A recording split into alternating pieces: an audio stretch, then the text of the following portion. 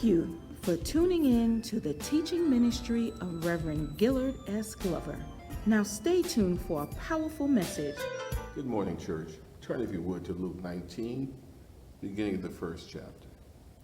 In that 19th chapter of the Gospel according to Luke, we're told the story about the readmittance of a short, wealthy tax collector to organized Jewish society. This diminutive tax collector was readmitted because of his willingness to pay restitution and reparations for wrongs that he had perpetrated upon community members. One of the major points of this pericope could be overlooked unless we appreciate the constituent members of the Hebrew community at the time of the Exodus event.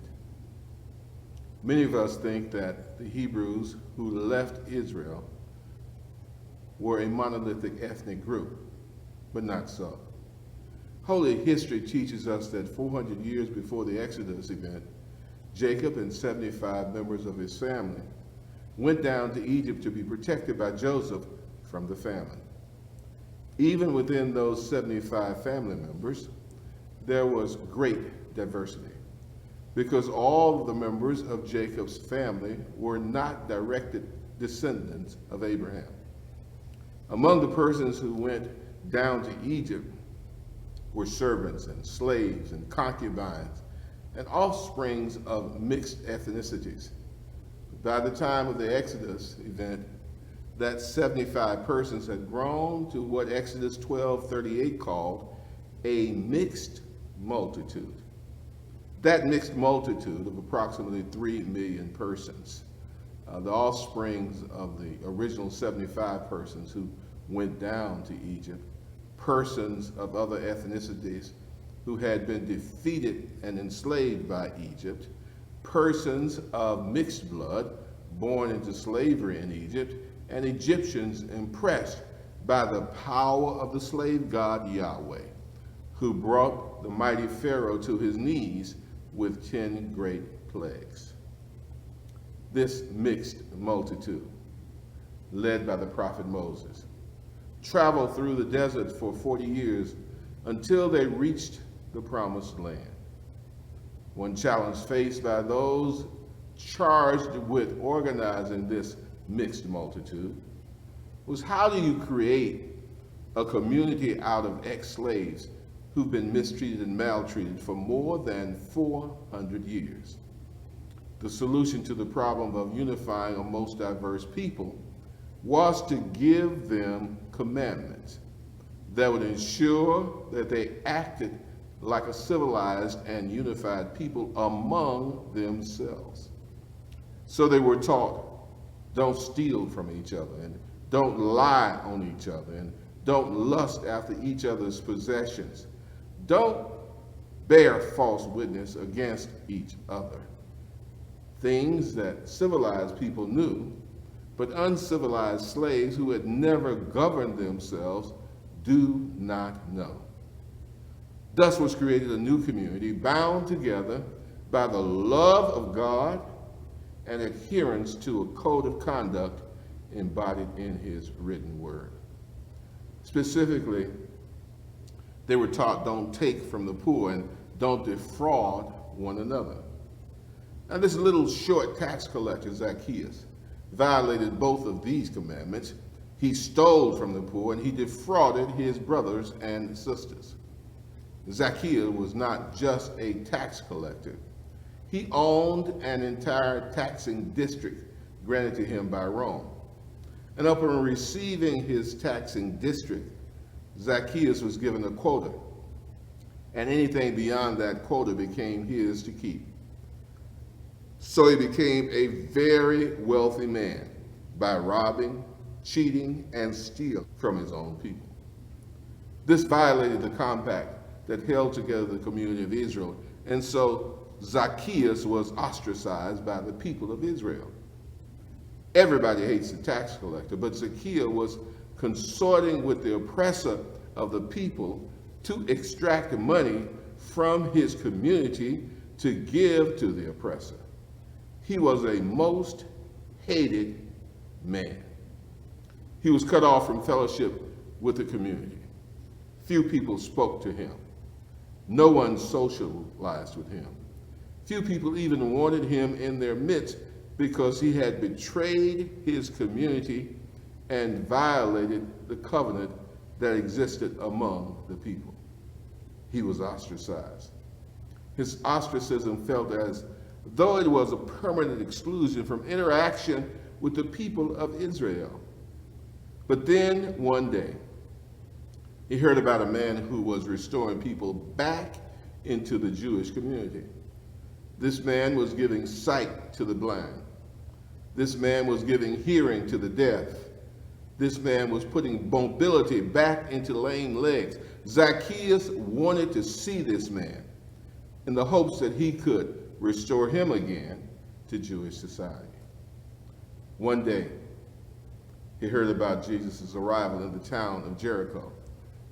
He was excited and sought to see this rabbi and teacher, but he was a short man, and the people blocked him from interacting with Jesus.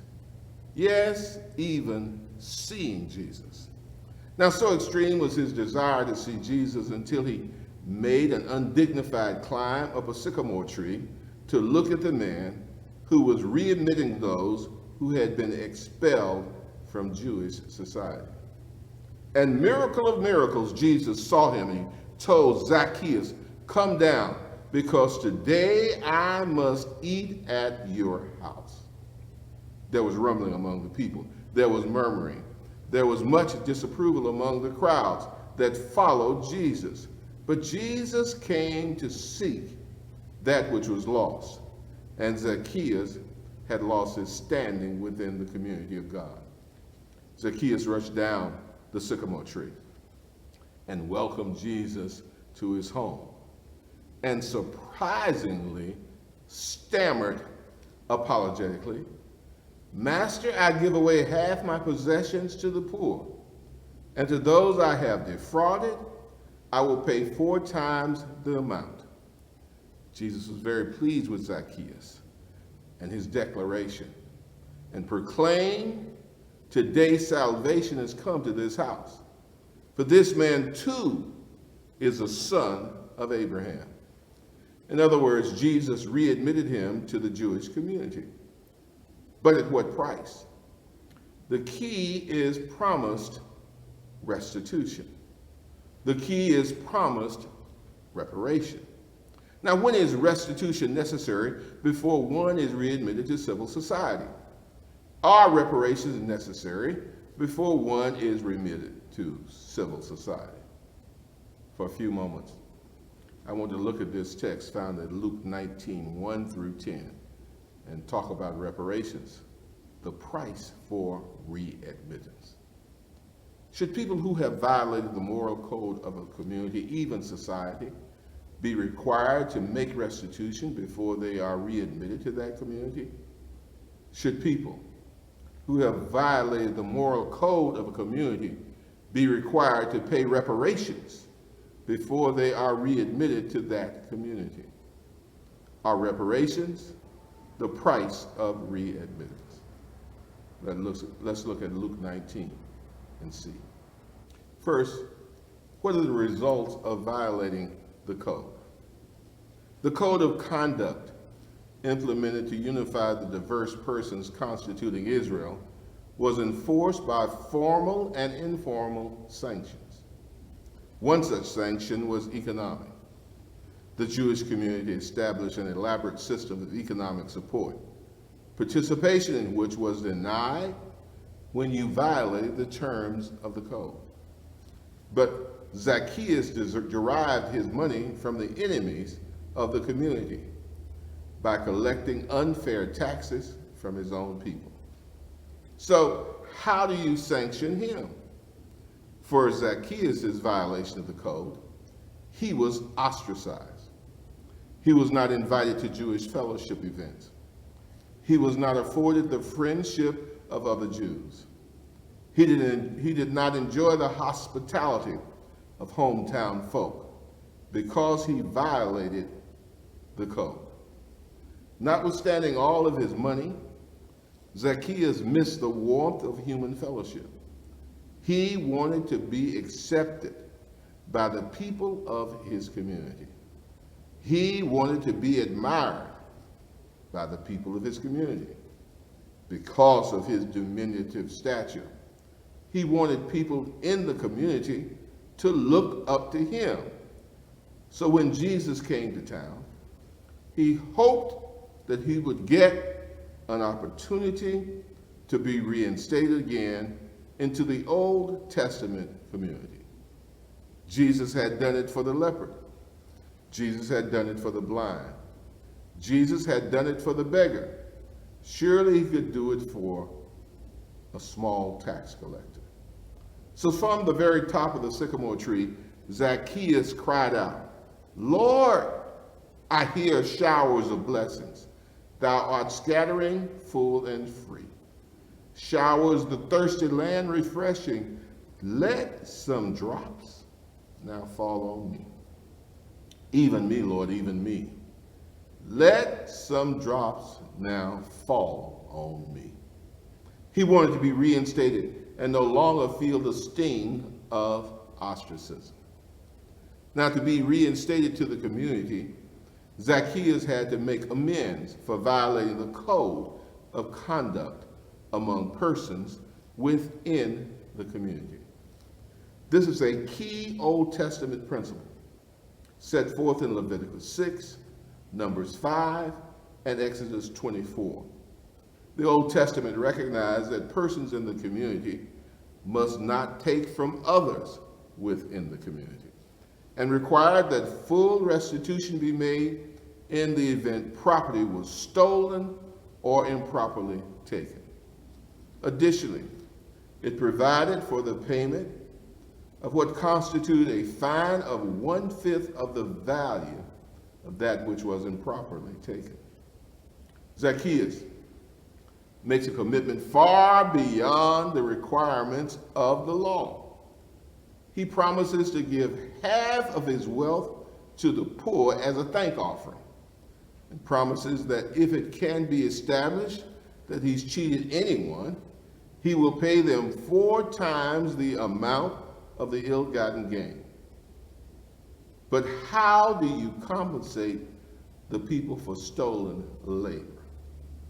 The Bible addresses this issue in Deuteronomy 15, where it requires slaveholders to oversupply freed slaves with that which is necessary to begin again as a free people. That payment is called reparations, and it has a biblical precedent.